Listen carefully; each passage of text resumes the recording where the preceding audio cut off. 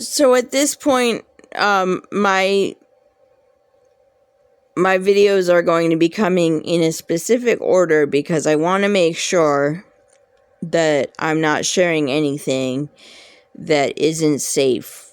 And not because anyone should be like afraid. There's not really a reason to be afraid, but once you start, the main thing is that once you start opening the door to the other side, some people can get overwhelmed. I mean, I definitely, speaking from personal experience, I definitely got overwhelmed when I started seeing things and it was outside of my comfort zone.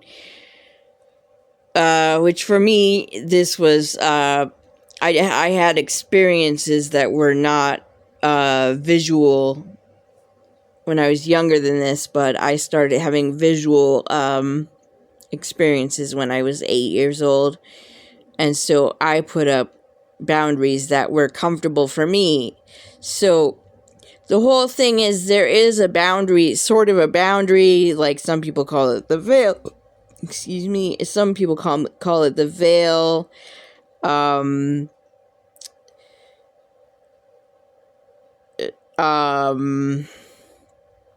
You know, there is a specific boundary, and it's mainly so that we have a pure experience of free will. So your guides and everything cannot come in without, like, literally an invitation.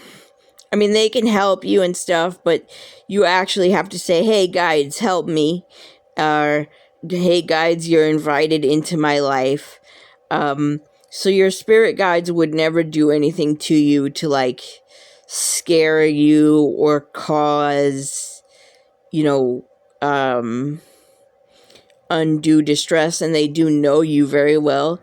But I would suggest that everyone have the boundaries with this that they are comfortable with. Like, for me, I did not want to see anything with my physical eyes. That was just not something that I was comfortable with, and I actually, I maintain that boundary now. I put it in place, and it would still be in place, but I reinforce my boundaries. I'll give some other examples. Like, if someone is a professional medium, they could have, like, office hours, like, hey, I'm available 9 to 5 to you, but I'm not available during dinner. Or there's, like, mediums who will be like, if I'm wearing the hat, they'll have, like, a specific hat that's, like, normal mode versus, open for mediumship mode. And, they'll, like, put the hat on or take the hat off.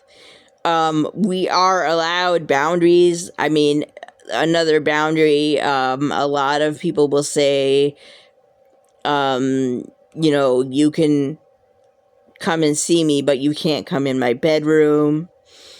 That's another common boundary. So, basically, it does become up to you what you're comfortable with, and a little bit of that is probably trial and error. You can invite your guides into your life. You can invite them to start helping you. And then, you may find, hey, I need this boundary, or I need this other boundary.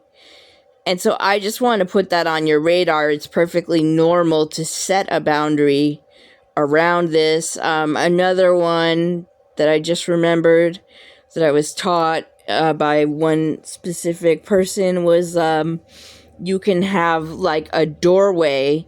Like, you can visualize a doorway, and it's like there's a doorway between you and your guides.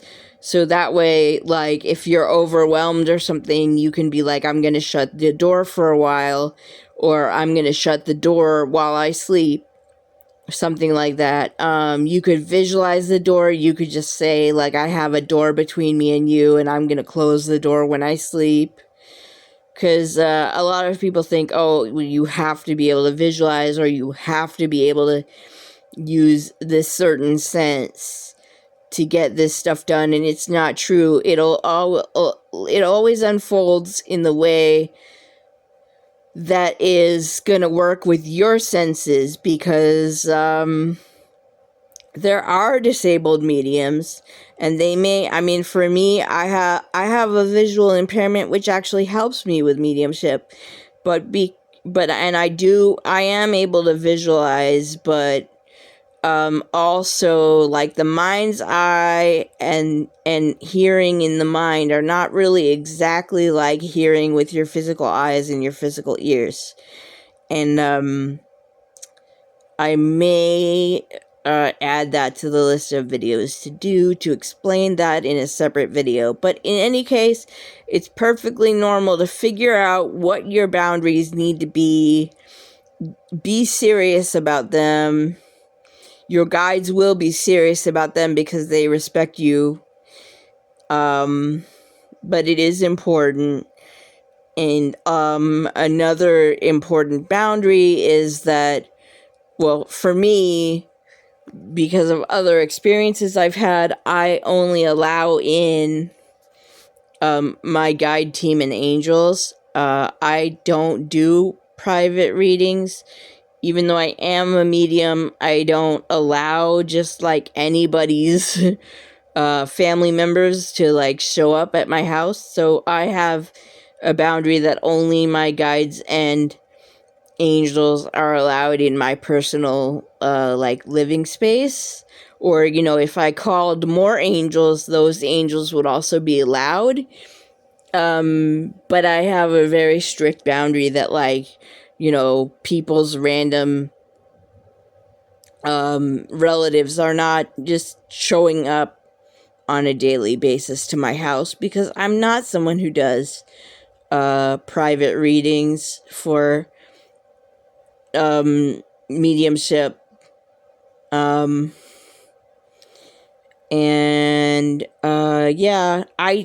what I do with my life is teach this stuff one-on-one,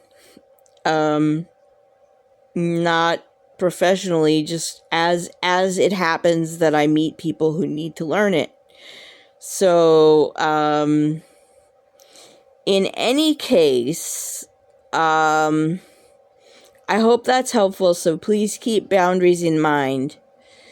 And this will be, right now I have many meetings and appointments and stuff, so it kind of naturally there will be, you know, for this week, this is my one video. So I hope it helps.